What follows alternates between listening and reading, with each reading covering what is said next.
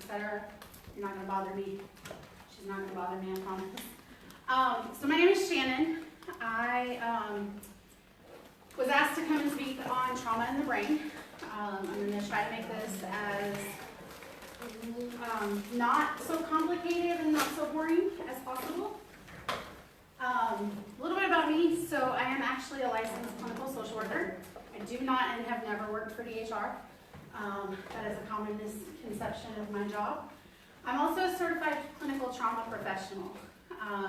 Fancy schmancy words basically mean that I've taken a lot of extra training in trauma and dealing with trauma. I, for my full-time job, am a professor of social work at Alabama A&M. And then I also, part-time, have my own private practice where I do mental therapy for kiddos, primarily kiddos, but then also some adults. And then my husband and I are also foster parents here in Madison County. So a little bit about me. So kind of what we're going to talk about today, we're going to talk about what trauma is, what it looks like. It looks like some different things with kids than it does with adults. So we'll talk about that. We'll talk a little bit about the brain, not a whole lot because it's really complicated. I get confused and frustrated learning about the brain because there's so much involved. So we're not going to delve that much into it. But we'll talk about the brain because understanding how trauma affects the brain is really important in understanding how we treat trauma when it comes to our kids and why some of the things that are happening with our kids happen. And that you can't just tell them to calm down and they'll calm down. And then we'll talk about the most important part, what you can do to help. So clearly, is anybody else in here a therapist? Not a therapist? Okay. So if you're not a therapist, so I don't expect you to delve deep into trauma and solve all of their problems. That's not your job. But there are things that will make your life easier as a foster parent. Some tools that you guys can use. And then you may need to get them involved in therapy if they're not already in therapy. And so I'll give you some tips on how to find a really good therapist. Because not all therapists are great. Some therapists are horrible. And then they come and see other therapists and tell us all about how horrible their therapist was. I get it all the time. So what is trauma? What do you guys think trauma is? I'm also interactive because I teach college students. A life-altering situation. Okay, a life-altering situation. A response from a life-altering situation. Okay. Anything else? Those are really good answers. So it's an emotional response to a terrible event. Okay. That terrible event can be all kinds of things. It can be either witnessed or experienced. So you don't necessarily have to have experienced it yourself. So I'm going to share my age. How many of us were alive or experienced 9/11? Like we watched it on television or, okay. That was traumatic for most of us, even though we weren't there. We saw it on television, we may have known somebody. I knew nobody in New York, but I watched it on television and that was traumatic for me, okay? So just the act of witnessing it can be traumatic. Things like accidents, violence, rape, all of those things. Neglect, loss, abuse. Neglect and loss are starred because we cannot technically diagnose someone with PTSD if they've experienced neglect and loss. Because unfortunately, the DSM, the Diagnostic and Statistic Manual, does not count neglect and loss as traumatic events. We all think that's dumb. And by we, I mean all of us mental health professionals, we think that's dumb and we're working to change that. Because if you work with kiddos who've experienced any sort of neglect or any sort of loss, you know that those are very traumatic events. And so I start them because we still recognize them as traumatic, even though technically we're not supposed to classify them as trauma. Okay? The event that happens to them overwhelms them, and it overwhelms their ability to cope. It also causes feelings of fear, helplessness, or horror. And a lot of times that comes out as either disorganized or agitated behavior, okay? And we'll talk about what all of those things are. So some common responses to trauma.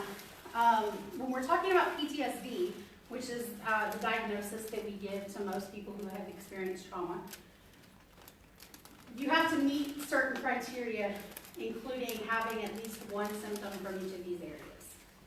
When we're talking about kiddos who've experienced trauma, we care less about how many of these they meet because we know that it was traumatic. Okay? Re-experiencing would be things like intrusive thoughts or memories, flashbacks, nightmares. Okay? Avoiding, they're going to avoid thoughts. They're not going to want to think about whatever the trauma was. They're not going to want to think about the people that were involved in the trauma. They're not going to want to talk about it or think about the conversations. They're going to avoid talking about mom or talking about dad or talking about sister or uncle or whatever, whoever was involved in that. Memories. When it comes to memories, they're going to avoid having memories of the event, but they're also going to avoid things that may trigger them to have a memory of the event. So if Uncle Johnny abused them at some point in time in their life, and we're sitting around talking about Christmas one year, and that one year that we're talking about Christmas, Uncle Johnny came to that Christmas, they don't talk about that Christmas, even though Uncle Johnny didn't abuse them at that Christmas, because thinking about Uncle Johnny is going to let them spiral to thinking about the abuse that happened. Okay? And then external reminders. This is probably the hardest one, because we don't, as adults, we don't know what those are. So it could be a smell, it could be a taste, it could be something they see, a color. So if they see the color purple, that could cause a trigger. We have no idea. I used to work with foster kids before we became foster parents, and we had a kid who the color green was a trigger. We had no idea. Foster parent had a green sweater she wore every so often, and every time she wore that sweater, this kid would have an all-out fit, screaming, yelling. He thought he was going to die. And we never could figure it out. And so we really delved into what was going on, and I mean, it took several weeks for us to figure it out. That it was the green sweater that was triggering, because somewhere in his past, the person that abused him had a green sweater. Okay? Thoughts and mood changes, this is what we see. These are the behaviors. So we see them blaming themselves, very guilty. They may numb themselves so they don't have any feelings at all. Loss of interest, we may see them stop doing things they love. So if they love to play football, no longer do they want to play football. They may even avoid football because it reminds them of the trauma. They may start to disconnect from others. So if they had friends that they were hanging out with, and then they experience trauma, they may start to disconnect. Arousal and reactivity, this is where we see them start having sleep problems. Every client that comes in my office with trauma tells me that they either have trouble falling asleep or staying asleep. And so we work on that. I give them some tools on how they can work on their sleep to help them. But really what helps them is us dealing with the trauma more than anything. They also have concentration difficulties, which makes sense. If you're not sleeping, you can't concentrate. Your brain's not working as well. Hyperarousal. So things that normally wouldn't scare us start to scare us. So if normally I'm not scared of a little spider crawling on the floor, I may get super scared of that little spider crawling on the floor, even if that spider has nothing to do with the abuse or the trauma that I've experienced. Sensitive startle, I'm not going to do it because we do have a kid in here. But if I set my hand down and you heard me set it down but I didn't slam it down, you may jump more so than normal when you've experienced trauma. That's why I wasn't going to do it, because I don't want to startle her. And then physical symptoms.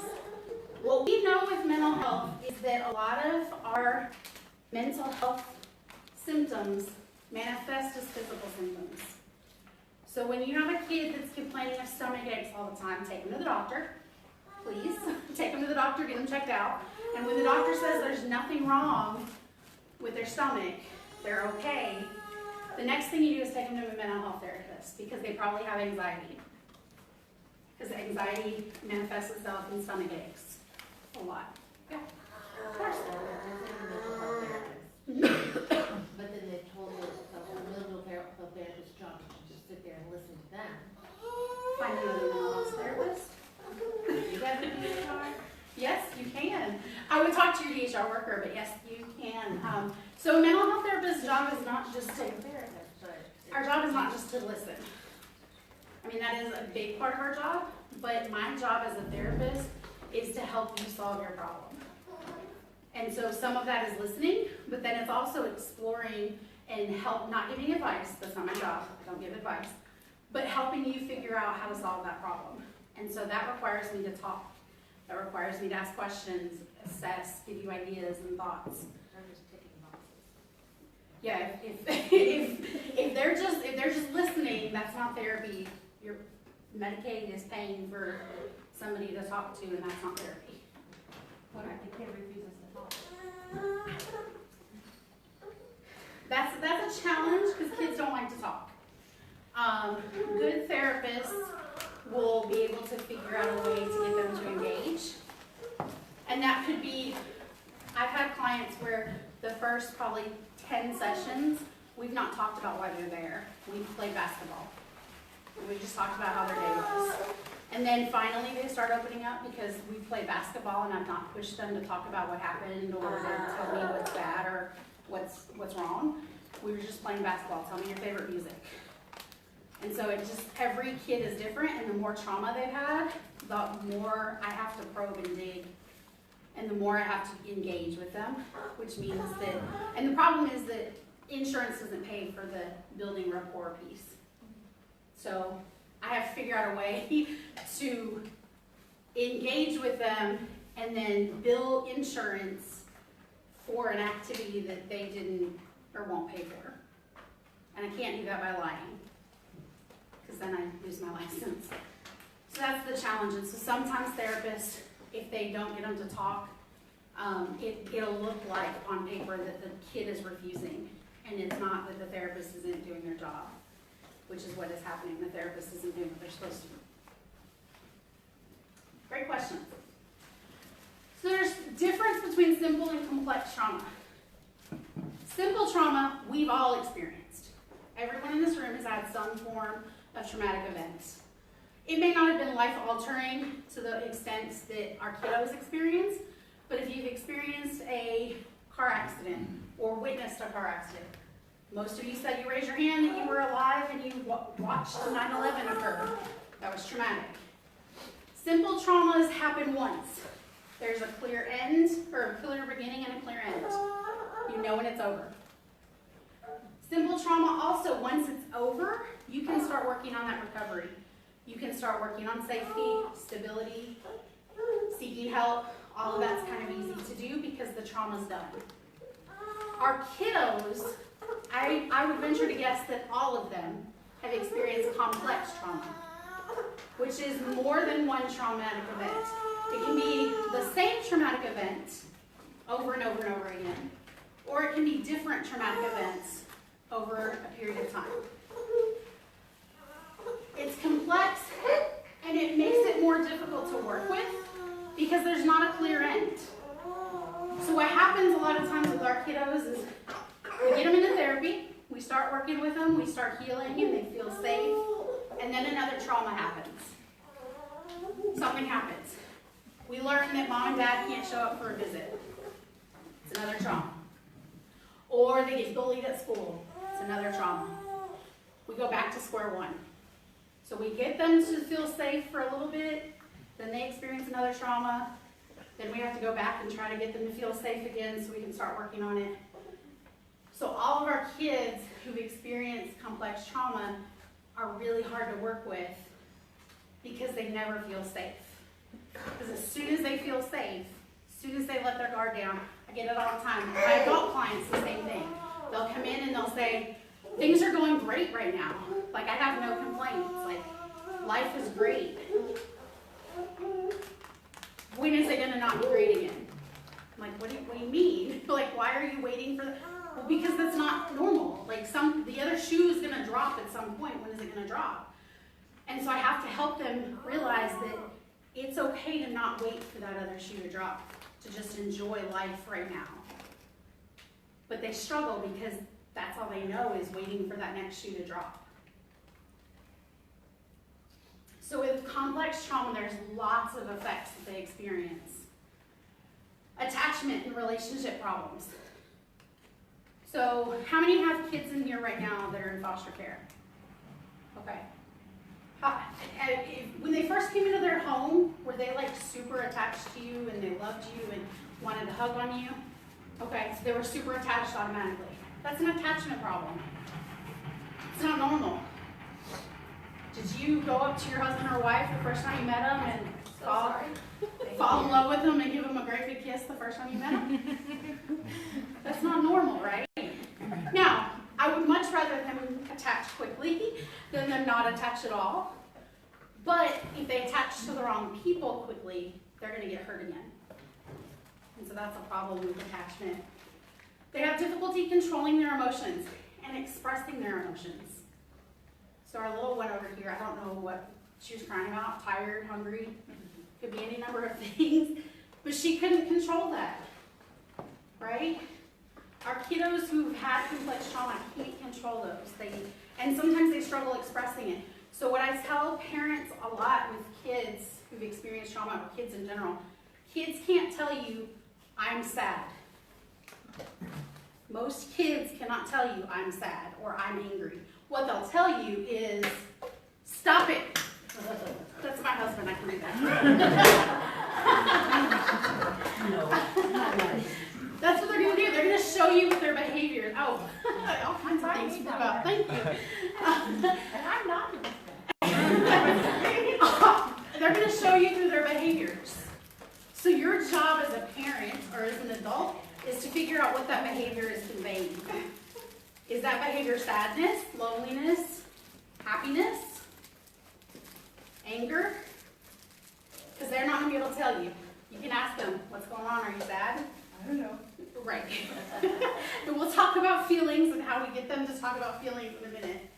But they're going to have violent and inappropriate reactions. Physically, kiddos who've experienced complex trauma have poor immune systems, so they're always sick. Coughing, running nose. Jeff and I actually received a call for a kid the other night that we couldn't take because we're doing construction on our home. But DHR was very quick to tell us that this kid will always have a runny nose because of the trauma that this kid experienced. I have no idea what trauma and abuse this kid had, but a runny nose is all the time now, apparently, because of the immune system. It affects the immune system. They can't regulate their body, so temperature, blood pressure, heart rate, breathing, they can't regulate those things normally when they've experienced complex trauma. Emotional responses, they can't regulate those either, at all. They can't identify them, what emotion they're feeling. It's the I don't know. Or what are the emotions that kids usually know? Happiness, sadness, mad, scared. That's about the length of, or the amount of emotions they know, right? One that we see often that we don't recognize is dissociation. So a coping mechanism that people have is when you're experiencing something very traumatic. You can either live in the moment and experience it, which none of us want to do, or you can create, especially with complex trauma, you can create a safe space in your head, and you go to that. So if you've ever watched any like CSI or Criminal Minds or any of those, when the actors are going through something complex or traumatic, they've even shown it, I know on Criminal Minds they've shown it, where the actor will dissociate during that trauma, take themselves to the field. They're still experiencing the trauma physically, but they're not there. And that's a way of protecting themselves. The problem with that is you do that enough times, and you start to live in that reality, or in that fantasy land and not here on earth in reality.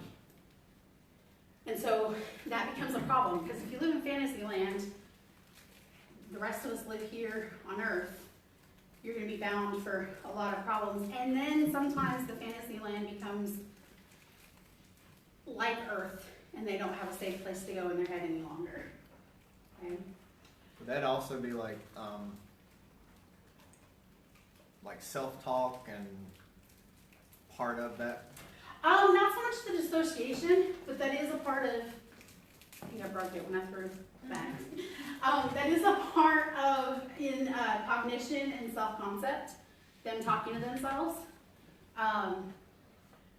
With kids, Disassociation is when it's like it's happening to you, but it's like you're watching it happen on TV. yeah, so and I didn't mention that, the feeling detached from your body.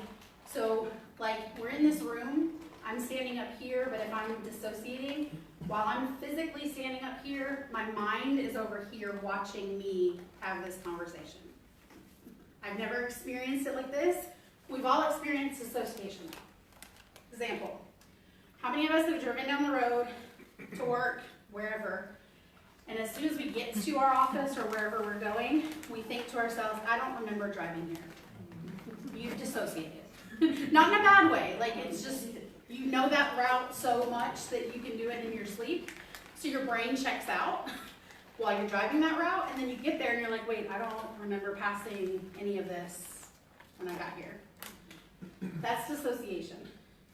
It can go ahead. Is sleep paralysis kind of part of that too, or had several kids that... Sleep paralysis can go into more of the nightmares. Night terrors have some sleep paralysis with it. There's some sleep disorders that come with sleep paralysis. So I have narcolepsy, and my husband can tell you that if I'm not taking my medicine the way I'm supposed to, if I fall asleep or am laying down falling asleep, as soon as I fall asleep, I'm paralyzed and dreaming, but I can also see and hear what's going on around me. It's super scary for me because I don't know which part is real and what's not, and I can't move and do anything. It also happens when I'm waking if I'm not taking my medicine. It can happen when I'm awake. And it's a form of hallucination, but it only happens when I'm not taking my medicine like I'm supposed to. Great question. Keep stepping on my back. Behavior, we all have seen the behavior. So I'm not going to talk too much about it. Their thinking, their cognition, the way they think and learn. Kids who've experienced complex trauma have a really difficult time problem solving. So higher level math, algebra, geometry, calculus, they really struggle with because that requires reasoning. And I'll show you in a second when we talk about the brain why that is. They can't plan ahead or act accordingly.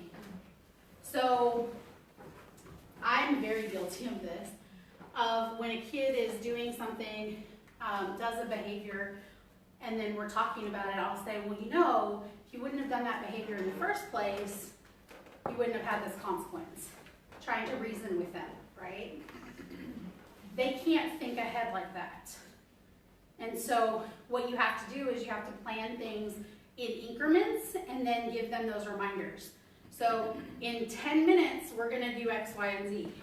In 5 minutes, we're going to do X, Y, and Z so that they're primed and they understand, because they can't think 20 minutes from now what they're going to do because their brains are not capable because of this. But what do you do about like teenagers who they think that it's okay to sneak out, but then they know that it's not okay to sneak out? So, Because you can't work without, you can't do 10 minutes ahead with this. yeah, correct. On the inside of the door. And we'll talk about so there's a reason their brains literally cannot think logically and reasonably because it's not developed yet. That part of the brain, the front part of your brain, which is the last part to develop, doesn't finish developing until about 25 years old. And for boys, It's a little bit later than that. I don't know why boys are, I mean, that's just scientifically, it's not me, Brandon, don't get mad at me. I didn't come up Mine's with still this. developing. You're only 22 though, right? So yeah, so it's not that they don't want to, it's they can't think logically and reason, and that's a logical thing. You do A, X is the consequence. It's logical thinking. They're not quite there yet. Is that kind of like the auditory processing disorder too, in a sense? Like where we've never had a kid actually diagnosed, but I've read up on it where they just don't process things audibly, and you have to kind of do the sequential, this first, this second. I think that's a little bit different. Yeah, it's a little bit different part of the brain that causes that, but we'll see that most of this can be attributed. I think pretty much all of our mental health disorders are probably trauma related. We just don't call them trauma. What we do know is that the long-term health consequences for kids who experience complex trauma is pretty bleak.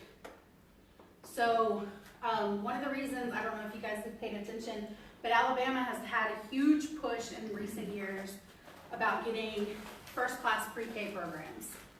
And the reason is because we're going to pay for people in our state either when they're younger or when they're older. If we pay for them when they're younger, hopefully we can avoid some of this complex trauma. Not all of it, but hopefully we can avoid some of it so that we don't have to pay for them as an adult. Because as expensive as kids are, adults are way more expensive to pay for. With adults, we have chronic illnesses like high blood pressure, heart disease, cancer, diabetes, all of those things that can be attributed to some extent to trauma that they've experienced early in life. And then earlier death as a result. Now it's not a one-on-one correlation, so I can't say that, oh, you have high blood pressure, so you must have been abused as a child. Can't do that. We just know that these are factors that contribute to chronic health problems later on in life. So we have to get out of this mindset that the behaviors are bad. They're probably a symptom of trauma. And if we think about them as a symptom of trauma rather than a bad behavior, then we can think about how we can interact with them a little bit differently. Doesn't excuse the behavior. Please hear me. Just because they've been traumatized does not mean it excuses the behavior and we just let it go. It means we deal with it differently. It means that if they lied to us, that doesn't mean that we give them sentences to write. It means that we've got to have a conversation on what was the purpose of the lying. Was it to avoid and self-protect? Because with their parents, when they told their parents the truth, they got a spanking, and that spanking usually resulted in an ER visit. So when it comes to you, are they going to tell you the truth? Because they don't know if you're going to spank them. Right? Now from brain. So this is our brain. I want to know, I've never looked at an actual brain, because that would require somebody to be dead for me to do that. But I've never looked at an actual brain, but I would love if it was colored like this. It would be fantastic.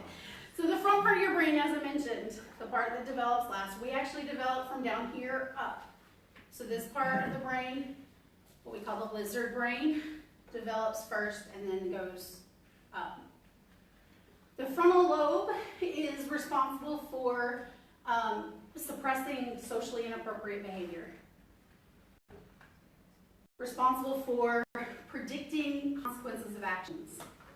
So as we mentioned, if you sneak out of the house, you're grounded. That's a consequence of an action. That's what it's responsible for. The parietal lobe, which is the next lobe, is responsible for interpreting sensations like touch and pressure. Helps with the understanding of objects, space, and shape. Your temporal lobe, down here in green, assists with your perception and interpretation of sound. So it's a little bit of a different part of your brain. It plays a role in recognition of the objects as well as your visual memory. Your occipital lobe is responsible for your vision, processing and sensing visual information that comes in, okay? And then your cerebellum, like talk, plays a major role in your balance and voluntary motor skills. So we get information all over the place. Right now I think it's a fan, maybe it's the refrigerator, I hear something over here that's coming into my brain. I hear my husband moving his chair, I see him moving his chair. I hear somebody rattling chips, right? This is all information that's coming into my brain. It comes in and it has to go through my thalamus, which is, I have a pointer, I can use it, huh? Hello? Except I broke it here. This little orange part right here is the thalamus. All the information comes in from your senses. So your ears hear it, your eyes see it, fingers touch it. Comes in and it goes to the thalamus. The job of the thalamus is to distribute that information as quickly as possible and as far reaching to the brain as possible. So it wants to get every part of the brain as quickly as possible. Okay? So it's either going to go to the amygdala, which is down on here, or to the cerebral cortex, which is at the top. Okay? Those two, the amygdala and cerebral cortex, are going to process the information and do something with it. Right? So this thalamus, this area here, it's either going to go here, this little itty bitty part here, the amygdala, or up here to the cortex, cerebral cortex. It wants to distribute it the fastest way possible and get to the most part of the brain. So it has two routes to do that. The shortest route is to go right here to the amygdala. Then it's going to eventually go up to the cerebral cortex and get the rest of the brain. Why that's important is because your amygdala is responsible for your emotional responses. So if I slammed my hand on the table, this little baby over here is going to have an emotional response immediately. Eventually, it will get to her cerebral cortex, and she'll realize, hey, that was just that crazy lady up there slamming her hand on the desk. There's nothing to be afraid of. But before it gets to that, it gets to that amygdala, where it immediately says, oh my goodness, I'm in danger, let me fix it. Stop, or, wow. Fight, flight, or freeze, or fawn. Okay? The amygdala is also responsible for creating those memories. That's why when you hear a sound, like a song on the radio, it immediately brings back a flood of memories and an emotional connection to that song, right? Or if you smell your favorite smell, immediately you're filled with those sensations and that loving feeling or whatever feeling came with it. Same thing with our kids. If they hear a sound or see a green sweater, immediately it's connected to that, oh my goodness, green sweater, I was abused, I'm confused and scared. And then eventually, after time, it'll get to the cerebral cortex, which will say, hey, wait, that's not mom. She's not going to abuse me. But it takes longer to get there. So it goes to the amygdala, and then it goes through and it connects to the rest of the brain.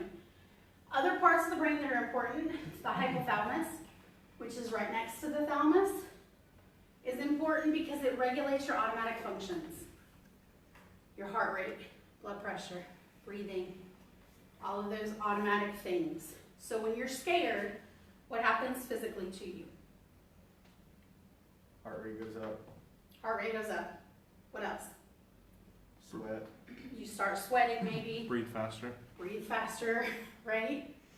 So what we do with kids, I don't go through the brain with the kids because most of them don't care, and it's a little bit complex for them. What I do with kids is we have a little picture of a body, very gender neutral body, little gingerbread body, and I tell them to color areas of their body where they feel love. Don't tell them what color to use, don't tell them what feelings they should be feeling when they feel love or where they should feel it. I let them tell me, and we talk about that. Because if they can recognize that, hey, when I feel love, my heart feels warm, then they can recognize, hey, my heart is feeling warm, I must be feeling love. Do you see how that works? So if I'm scared, for me, if I'm scared, my shoulders start tensing up. I feel like my, something's crawling up my spine, kind of. That's how I know I'm scared. Because I feel the emotions from the amygdala before I can think about what is this feeling I'm having. Does that make sense? The hypothalamus controls our response to stress. So it's what tells us, hey, we are scared right now, we need to run. Our brains are really complex, but they're also really primitive. So as I said, we develop from the base of our brain up. The base of our brain is considered the lizard brain because it's very, very primitive. All it knows how to do is fight, flight, or freeze, or fawn. That's it. Which is good, because when we were cave people, and we were, hunting and gathering for food, we had to be ready to go at a moment's notice. The problem with that is that's still a part of us. Now we're not fighting lions and tigers and bears. Now we're fighting cell phones that go off all hours of the night. We're fighting people who are wanting to hurt us. And those are real fears that we end up having that enact this stress response, even if it's not really a stressful situation. Okay. What's the fourth word you were saying? Fight, flight, freeze, or Fawn. what's that mean? Fawn. So fight, obviously we're ready to fight whatever the danger is. Freeze, we just stand there. Flight, we leave, we run away. Fawn is, if you think about it, a bear. If a bear is coming to get you, or you're in the woods and a bear is coming, what's the best approach to, because we're not going to outrun the bear, most of us. I'm not going to outrun the bear. Let me say that. I am not going to outrun the bear. You may, I'm not. I'm not going to be able to fight the bear, if I'm being honest. Freezing is not going to do anything. So what is the other option that I have? Make myself bigger. Make myself something that they don't want to come to because I'm drawing too much attention to myself, which is fawning. So if we teach kids this, like we don't do stranger danger anymore, by the way. Stranger danger is not a thing because you're more likely to be abused by a family member or a friend of the family than you are a stranger. Stranger danger is good. Don't go talk to random people, but we want to teach kids about their own family members. But with stranger danger, we tell kids, if you can't run, fight, or freeze, you don't want to freeze in those situations, make yourself known so other people around you can see, so that person doesn't continue to come after you because you're making so much attention. Does that make sense? Okay.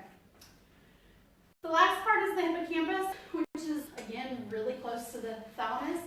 It's responsible for that autobiographical memory. Okay? When we have stress, that part of our brain is impaired. It's the reason why witnesses in a criminal case are the worst people to talk to because they can't remember anything that happened.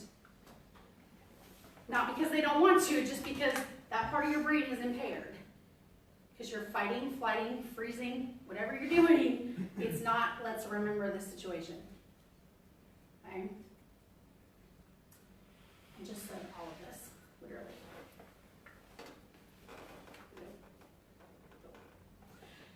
So we talk about this in terms of kids of red brain and green brain. Okay? The red brain, which is the red part you can see, the reptilian brain, the lizard brain, is responsible for those survival modes. When a kid is in crisis, they're in the red brain. During that time, they can't think clearly. It's more important for them to survive than it is to think about what's happening right now. So they're not going to think. You can't sit there if you're angry. If I'm angry at my husband because he's pissed me off about something, which is going to happen, he can't talk to me and try to calm me down. That's not going to help me at all because I can't think. All I'm thinking about is surviving, whatever that looks like. Okay? Our job is to get them to the green brain, which is where they're thinking and they're rational. How we do that is what we're going to talk about.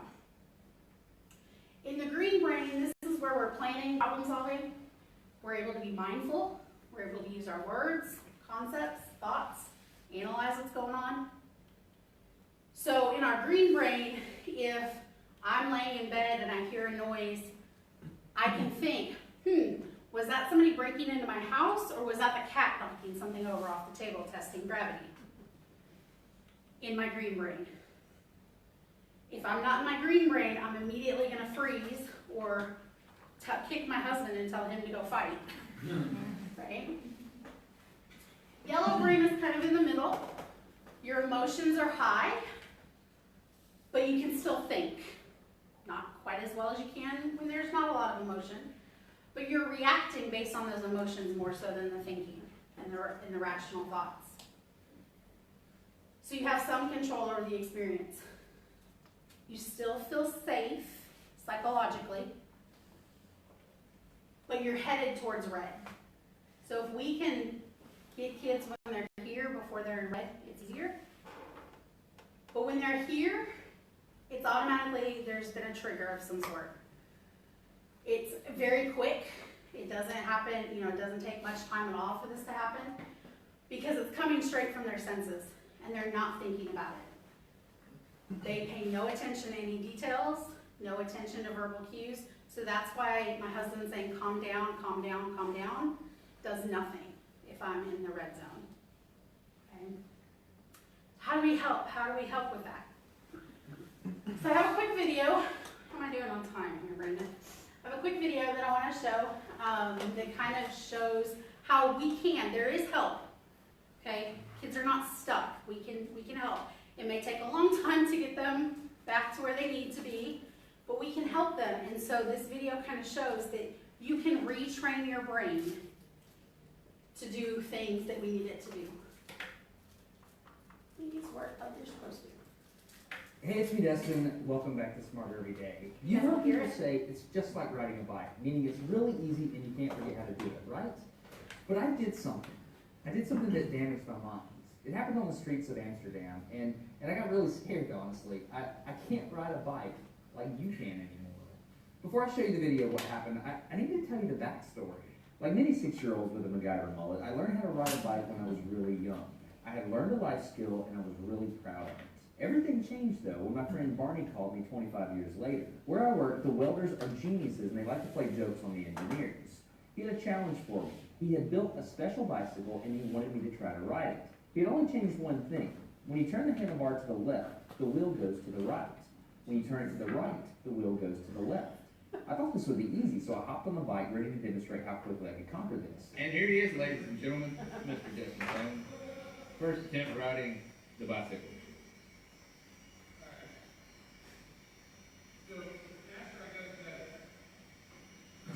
I couldn't do it. You can see that I'm laughing, but I'm actually really frustrated. In this moment, I had a really deep revelation. My thinking was in a rut. This bike revealed a very deep truth to me. I had the knowledge of how to operate the bike, but I did not have the understanding. Therefore, knowledge is not understanding. Look, I know what you're probably thinking. Destin's probably just an uncoordinated engineer and can't do it. But that's not the case at all. The algorithm that's associated with riding the bike in your brain is just that complicated. Think about it. Downwards force on the pedals, leaning your whole body, pulling and pushing the handlebars, gyroscopic precession in the wheels. Every single force is part of this algorithm. And if you change any one part, it affects the entire control system. I do not make definitive statements that often, but I'm telling you right now, you cannot ride this bicycle. You might think you can, but you can't. I know this because I'm often asked to speak at universities and conferences, and I take the bike with me. It's always the same.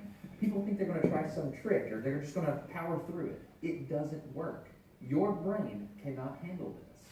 For instance, this guy, I offered him $200 just to ride this bike 10 feet across the stage. Everybody thought he could do it. No, you didn't understand. You didn't understand. So, this way. Alright, so, whenever you're ready, yeah. Wait. No, you have to keep your feet on. Alright, here we go.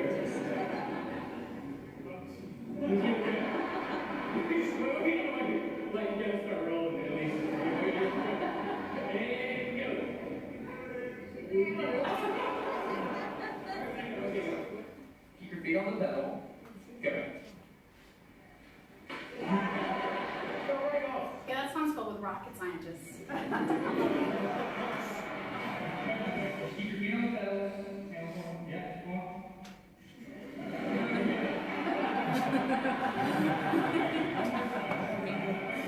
Once you have a rigid way of thinking in your head, sometimes you cannot change that, even if you want to.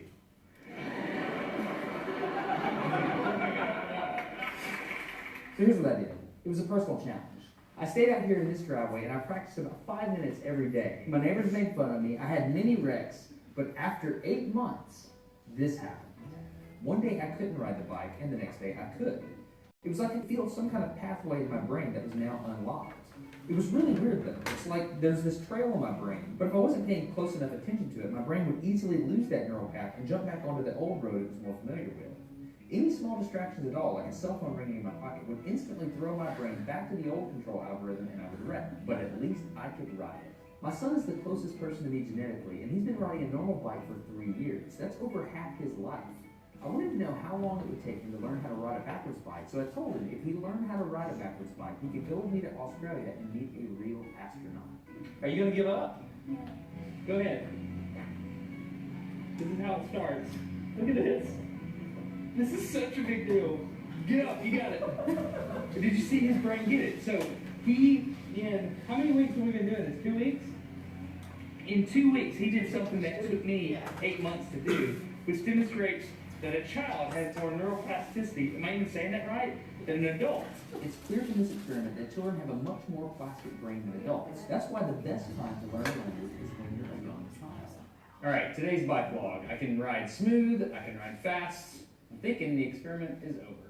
Okay, down in Amsterdam, a city that has more bicycles than people, the question is, can I ride a normal bike now? I mean, I've spent all this time unlearning how to ride a bike. If I go back and try to ride a normal one, will my brain mess up? So I've tweeted a Smarter Everyday meetup, if you will, and I'm going to see if somebody brings a bicycle, and I'm going to try to ride a normal bike.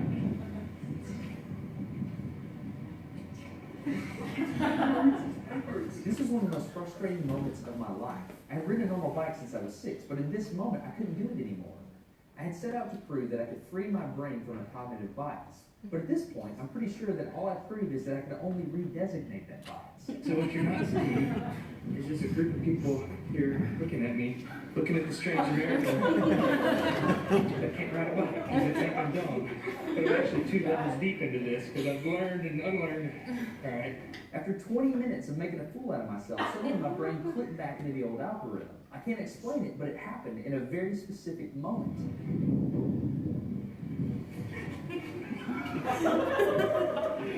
Yeah. I'm back. Oh, click. Hold it, click. I got it. Okay, there it is. There's the moment. Okay, everybody. I tried to explain this to the people around me, and they just didn't get it. They thought I was faking the previous 20 minutes, and I couldn't get anybody to believe me. That little guy faked it, didn't it? Just to finish. You don't believe You think I'm lying, don't you? I'm not lying. I felt like the only person on the planet who had ever unlearned how to ride a bike, and I couldn't articulate it to anyone because everybody just knew that you can't forget how to ride a bike. So I learned 3 things from this experiment. I learned that welders are often smarter than engineers. I learned that knowledge does not equal understanding. And I learned that truth is truth, no matter what I think about it. So be very careful how you interpret things, because you're looking at the world with a bias, whether you think you are or not. I'm Destin. Get smarter every day. Have a good one. Okay, if you want to support Smarter Every Day, you can download a free audiobook at audible.com/smarter. So I like that video for a lot of reasons, because it's funny, and my dad is an engineer and all that sort of stuff, and so I love it when they say that. It was awesome. Oh, okay, there we go. Got that. But also because it shows exactly what I'm talking about. Our kids can get better. The thing about it is that you have to go through that trial and error. And a lot of times what happens is they get better for a little bit, and then a trigger happens and they go backwards again. So you have to work with them. You being a part of that therapy with them, supporting them outside of therapy, a good therapist is not going to just listen, but give them homework.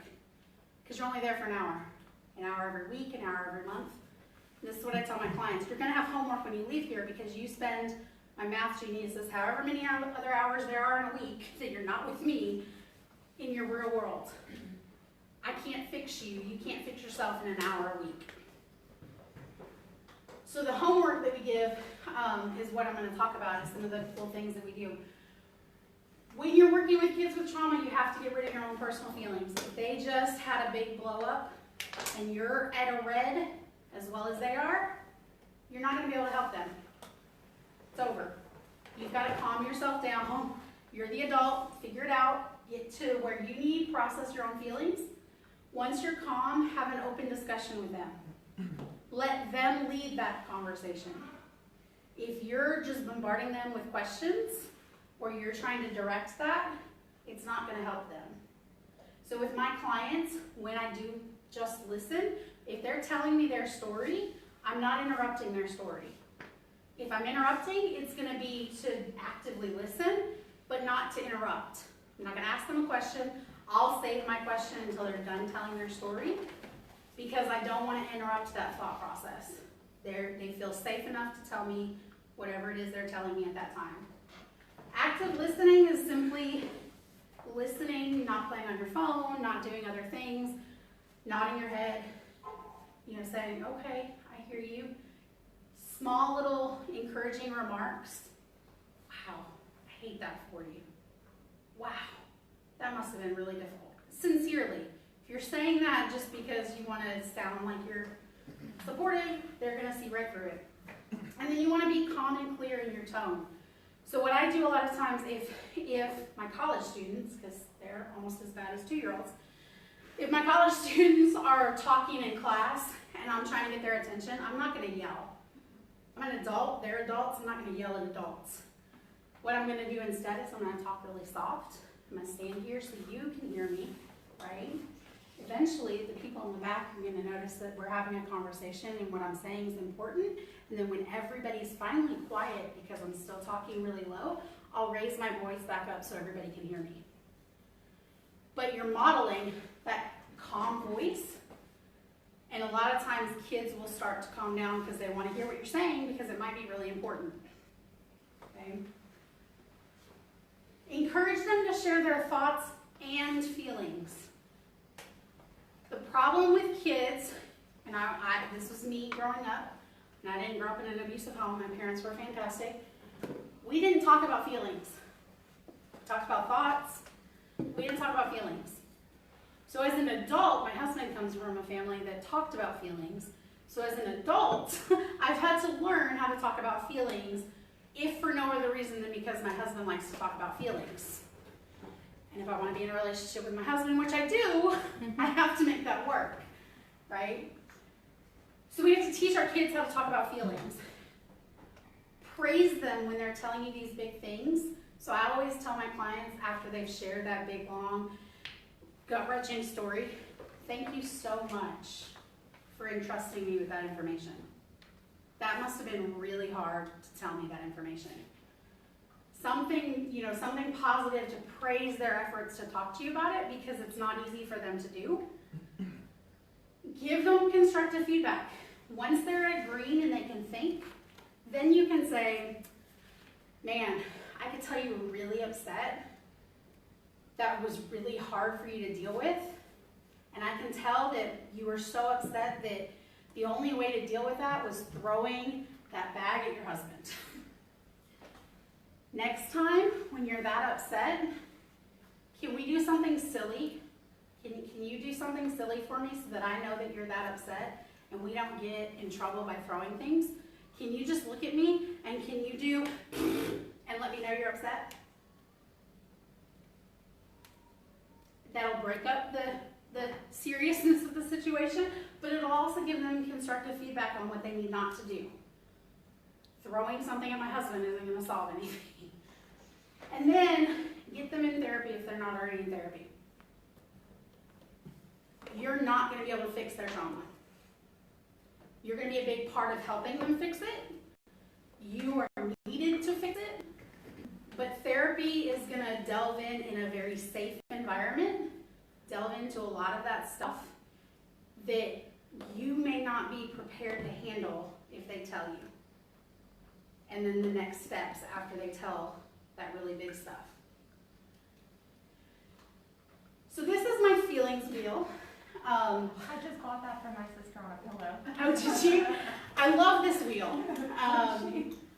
I got mine, this is my therapy practice one, and it also has a picture of the brain on it. But I went to Office Depot, printed it in color, because color is better than black and white with this wheel. And then I have like 6 of these in my office, and I bring it out when we talk about feelings, even with my adults. The inner circle are all those feelings that we all know. Happy, surprised, sad, bad, angry. We all know those feelings, right? When you get to the middle circle, those are more complex feelings. Frustrated, aggressive, let down, humiliated, right?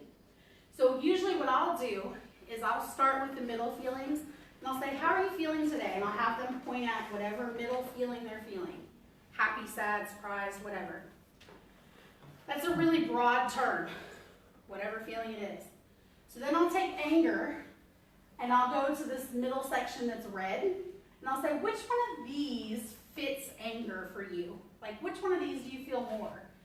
And as they look at them, if they don't know the definition, I'll pull out my dictionary, and I will read to them the dictionary definition of the word. And I pull out the dictionary because my understanding of what frustrated or aggressive is may not be what their understanding is. So if we use the dictionary definition, we're on the same page. And I have them point to me and tell me which one of those they feel. Then we go out even further because resentful, ridiculed, indignant, all of those mean angry, but they're more complex than just angry, right? When I'm frustrated, that's a very different thing than when I am critical or when I am humiliated. And when we start, research has shown that when we have a language to speak about our feelings, and that language, as the bigger the language, the better it is we're able to handle our emotions when we have that language. So if you want, Brandon, all the email addresses you collected, I will send you the PDF copy of that. And if you want PowerPoint, I can send that to you. And you can send it with the certificates. That works. So that's the first thing I do is talk about feelings with everyone. You can send a link to pillow too. That works too. All right, so this is where we'll do a couple of these where you're going to have to interact and you're going to have to get up and do some stuff. So one of the techniques I use with both adults and kids is spaghetti body. Spaghetti body, with adults we call it progressive muscle relaxation because they can understand that better. Kids, those are big words. So with spaghetti body, what we do is we talk about, first of all, what does uncooked spaghetti look like? Describe uncooked spaghetti for me. I don't know what that means. You have to describe it with words. Rigid. Rigid. Okay, rigid. Crunchy, I heard, so it's easily brittle and broken. Straight. All right, stiff. Right? What is uncooked spaghetti? Wiggly. Wobbly, wiggly. You can bend it, you can mold it. Not easily broken. Flexible, right? So we want to make our bodies like uncooked spaghetti and cooked spaghetti. I usually, when I'm teaching this to kids or adults, I just tell them to use their hands. But essentially, we want to do this with our whole body. So I want you to put your hands up in the air. And I want you to stretch your fingers out as far as possible, make it as tight as possible. Jeff, your hands are not in the air. Stretch them as hard as you can. What does that feel like to you? Tight. Tight. Stiff. Tense. Does it feel good? You like this feeling? You want to keep this feeling? No? So while we're doing this, this is what happens to our body when we're tense. This is what our body feels like, right? We don't like that feeling. So how we deal with that is we have to make it even more tense. When you have a Charlie horse, what's the best way to get rid of it? No. Actually, go into it. Contract it even more. It hurts a whole lot, but it hurts a whole lot less once you're finished. So you're gonna squeeze as tight as possible. As you're squeezing, you're gonna breathe and make sure you're breathing in and out. You're not constricting your lungs. And then slowly, after you've breathed for a few minutes, or a few seconds, sorry, slowly release your fingers. And then make them cooked spaghetti. How does your hands feel now? They feel better, right? A little bit more relaxed. If you do this with a Charlie horse, it's gonna feel a lot better. If you do the stretching of a Charlie horse, it's gonna hurt for a couple of hours or days later. If you do the constricting, or the contracting, I'm sorry, and then releasing it, it'll feel better. I tell kids, I hate scary movies. Not a fan of scary movies at all. Probably because my parents let me watch Freddy Krueger when I was 12, and I have nightmares ever since. So when I watch a scary movie, I don't want to be that person in the movie theater who shows that I'm scared, because I also cried. So what I do instead is I will curl my toes. Nobody can see that right now my toes are curled. And I do the same thing with my toes that I just did with my fingers when I'm scared, to kind of release some of that energy, so that I'm not clenching my jaws, so that I'm not clenching my fists, so I'm not clenching other parts of my body, because I control my toes when I clench my toes. So doing this, you can repeat this. Progressive means you do it throughout the entire body progressively, starting from the head down to the toes, toes to the head, either way. But you work through it. It's fun. Kids like feeling all wiggly and doing that afterwards, but you have to do it with them. If you just tell them to do it, they're gonna look at you like you're crazy, but I do it with them, okay? So that's one technique that we use to cope with these feelings. Doesn't solve the feelings, but when they're having those big feelings, it's one of the ways that we can help them physically release some of that energy so that we can get them back to green. Another thing we do is belly breathing or bubble breathing, which is the same thing. It's deep breathing for adults. I actually forgot to bring my bubbles today, but I actually have a bottle of bubbles in my office, and I will do this again with adults. It's funny when I have a grown adult and they see my bubbles, and they're like, ooh, are those bubbles? Yeah. Can I blow bubbles? Sure. We like to blow bubbles too. But with this, to blow bubbles, what do you have to do? You have to inhale. That's always a good thing. Are you inhaling a little bit, a lot? What are you inhaling? You have to inhale a little bit deeper, right? Do you blow out that air fast, slow, rough? Chris and Julie Hodges redated, I think, at their own.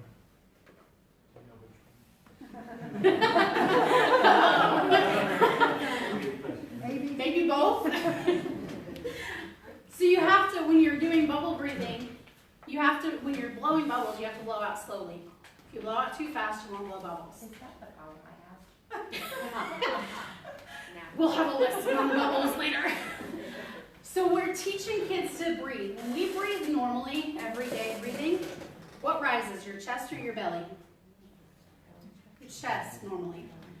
We don't breathe deep enough usually. So our chest rises. We don't want our chest to rise. We want our bellies to rise, or our diaphragms to rise. So belly breathing is the same thing as bubble breathing, just we teach it differently. With belly breathing, I'm not going to do this. I will have the kids get on the floor and lay down, put their hands on their belly, and I want them to watch and feel their bellies rise. If they're breathing deep enough, their belly's going to rise. And that's how deep I want them to breathe. When they breathe out, I want them to breathe very slowly and let them feel the diaphragm go back down. If you're not feeling it go up and down, you're not breathing deep enough. Doing that is the deep breaths that are necessary. Deep breathing is not just breathing in and out. Okay? Deep breathing helps circulate the things you need, because when fight, all of those survival mechanisms, your brain is sending all of the energy into running, into getting away, into surviving, not into thinking. If we calm ourselves down, we can think. Once we start thinking, we can think, hey, we're safe. We don't have to fight anymore because we're safe. And then we can talk about those feelings more. Sesame Street, Elmo has a great video on belly breathing. Yes. So another thing we use is grounding techniques. This is a cute little poster that shows the grounding techniques. Grounding techniques are taking those 5 senses and bringing them in. So kiddos that have a lot of trauma and a lot of trauma behaviors or symptoms, if you have like a little bag that you can put peppermints or a strong smelling and tasting candy in to keep with you, as well as something that is textured so they can feel it.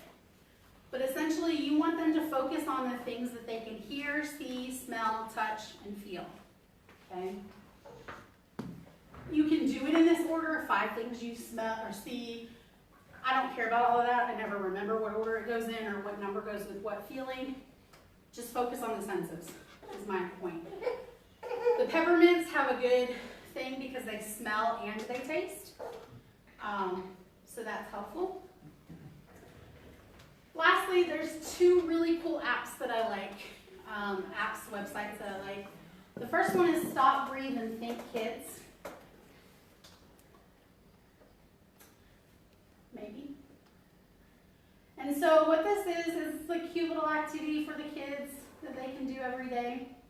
And it has a parent portal that you can log into, which is what I'm going to log into, and apparently you don't. It's because I'm in the wrong area.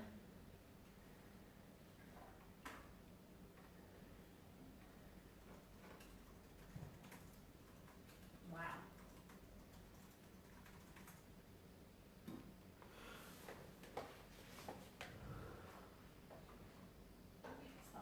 So this is the famous My Therapy practice. So it starts with, how are you doing today? So they can find a mission or they can see all missions. If they find a mission, it's going to ask them to choose which emoji, because that's a thing now, which emoji they are feeling. We'll go with sad. Then it's going to, that feeling, going deeper and deeper into those feelings. This one's sad.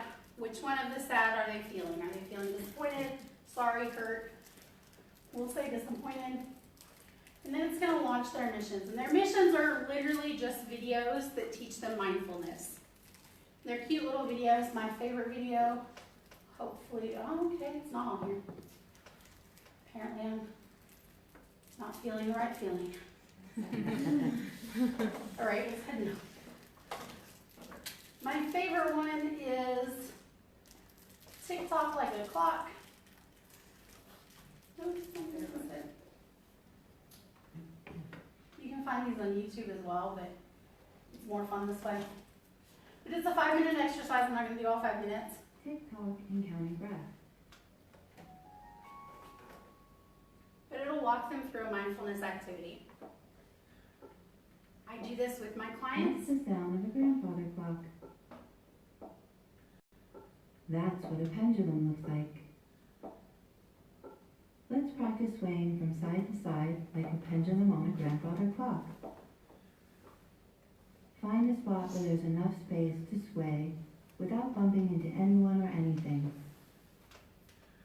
Have you found your spot? If not, press the pause button until you've found a place to sit or stand. And don't forget to press the start button when you're ready to play. Once you've found your spot, stand up with your back straight, knees soft, and your body relaxed. And let your arms hang by your sides. Now shift your weight over to one foot. Can you feel the weight get heavier on that foot? Shift your weight to the other foot and continue to sway side to side. Can you feel how your body moves from one side, through your center, and then to the other side?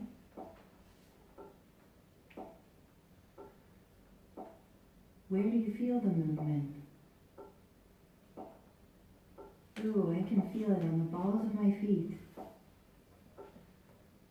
Do you feel it there too?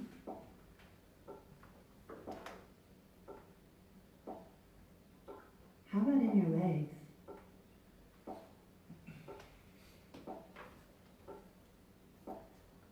Anywhere else?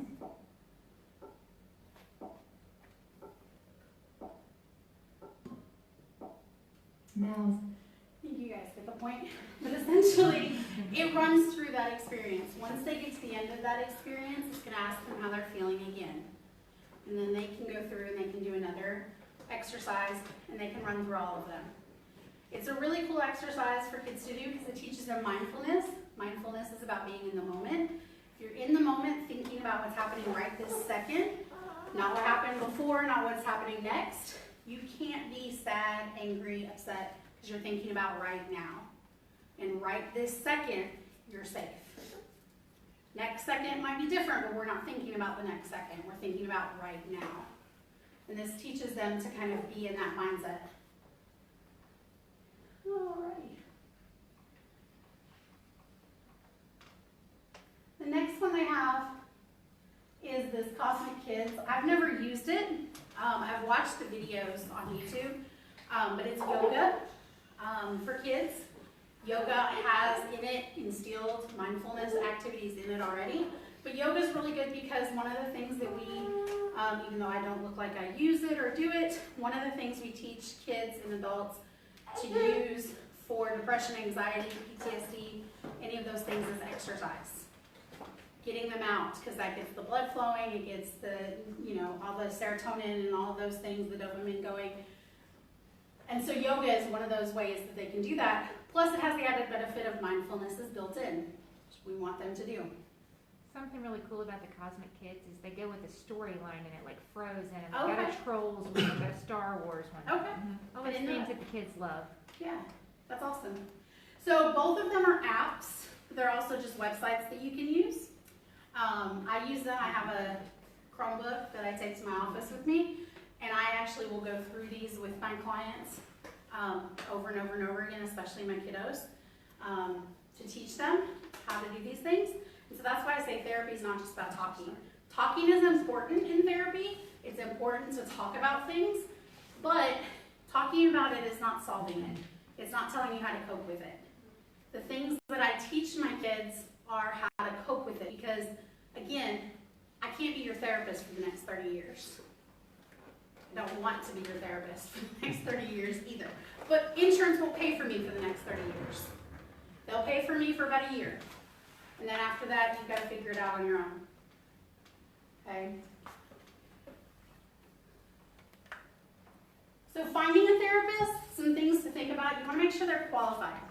Okay? Qualified meaning that they have a license of some sort. There's lots of different licenses you can have. I'm not going to sit here and say that one license is better than the other. Whatever license they have, as long as they're licensed by their board. You can do this by going to their board, their state board website, and making sure that they don't have any sanctions against them. Just like a doctor. You want to check out your doctors to make sure they're not doing anything they're not supposed to. You want to make sure that they accept your insurance, unless you want to pay out of pocket. That can get pretty expensive. Also that they're qualified to work with the age of the client that you're wanting them to work with. So in my office, all of the kids get sent to me because my partner does not work with kids under the age of 18 because she doesn't like it. She can, but she doesn't like it. Well, if she doesn't like doing it, she's probably not going to be as effective at it. I love working with kids. So all of the kids come to me. I also like working with adults, but I have far less adults than I do with kids. What kind of treatment modalities do they use? So here, you want to make sure that they're trauma-informed. Trauma-informed therapies are important because if they're not trauma-informed, we're just telling you to beat your head against the wall for depression. That doesn't work. Evidence-based is the same thing. We want to make sure that there's some evidence behind it. So when you call for a therapist's office to find out, you don't just call and say, I want to schedule an appointment. You might be able to find some of this on their website, but you can call and you can usually set up a consultation. It's usually free, doesn't cost anything. It's like 15 minutes. You're not talking about problems. You're just talking about, is this a good fit between you and the client? And you want to find out those things. And then other factors. If the therapist is not letting you as the foster parent or parent into the room with them when they do therapy, that is a problem.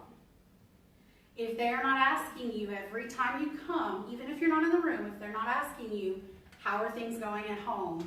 Are there anything that you're concerned about? And they're just taking the kid back to the room by themselves, that's a problem. I don't care, in the state of Alabama, 14 and older can make medical decisions on their own. So I, as a therapist, have to get a release from the child to talk to their parent at 14. But I tell the child, I have to have that release. And I almost make it like they have to give me that release for me to see them. Not because I want to talk to their parents about what all they told me and tell their deepest, darkest secrets, but because I want to be able to talk to that parent and say, what are your concerns? What are you seeing? Had a client most recently who, a lot of trauma, history, self-harm. Her manner of self-harm was piercing her ears herself. So both of her ears were filled with piercings. She was able to get a hold of a lot of different substances from her parents, a lot of prescription pills and stuff. And I knew all of this. All of this I knew, and we were working on it. None of it was unsafe, like there was nothing that was a red flag that I needed to violate confidentiality, because we were working on it. However, she ended up going to the hospital when I went on vacation. And when I went to talk to the parents the week after, what I learned was they didn't check her into the hospital.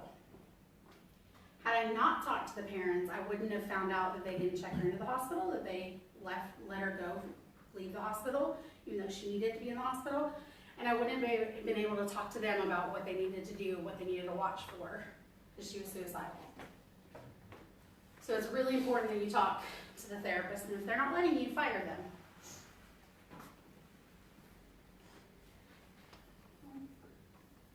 And then lastly, there's some really cool websites that you can find. Psychology Today is probably the most popular website. If you go on Psychology Today, you can actually filter. So if you are looking for a therapist that works with kids from the age of 12 to 15, you can filter it that way. There's also Good Therapy.